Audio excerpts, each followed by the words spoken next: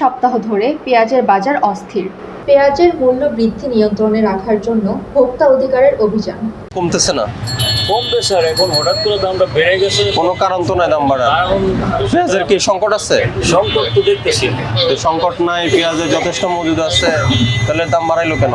বললাম, সিজন শেষের দিকে কিন্তু পেঁয়াজের তো সংকট নাই, সব নাই, বরং নতুন পেঁয়াজ আসবে, পুরাতনটা কম দামে ছেড়ে দিব, এটাই তো হওয়া উচিত। 15 দিনের ভিতরে ঢুকে গেলে এটা অটোমেটিক্যালি না, কিন্তু এখন কেন দাম বাড়লো? এই যে গত এক সপ্তাহ ধরে যে দাম বেড়ে গেল, এখন কেন? আমরা তো তাও দামটা হঠাৎ করে এক লাফে আপনার 30-40% বেড়ে গেছে।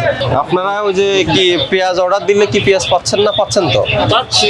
যত বস্তা অর্ডার দিচ্ছেন তত বস্তায় পাচ্ছেন, তার মানে পেঁয়াজের অভাব নেই, পেঁয়াজের সংকট নেই। পেঁয়াজ আছে কিন্তু দাম বাড়া, এই যে 70 টাকা ছিল 75 টাকা ছিল, হঠাৎ করে 110 টাকা হয়ে যাবে কেন? এটা স্যার ঠিক আছে, আপনারা পেঁয়াজ যদি সংকট থাকে তাহলে সাপ্লাইতে সমস্যা হলে তাহলে আপনার দাম কমে যাবে। যেখানে পাবনার থেকে বা অন্যান্য যেখান থেকে পেঁয়াজ নিয়ে আসেন ওখানে জানাই দিবেন যে ভোক্তা অধিদপ্তর আমরা মনিটরিং করতেছি রেগুলার, কোনো ধরনের অনিয়ম কারসাজি পেলে কিন্তু জরিমানা করবো।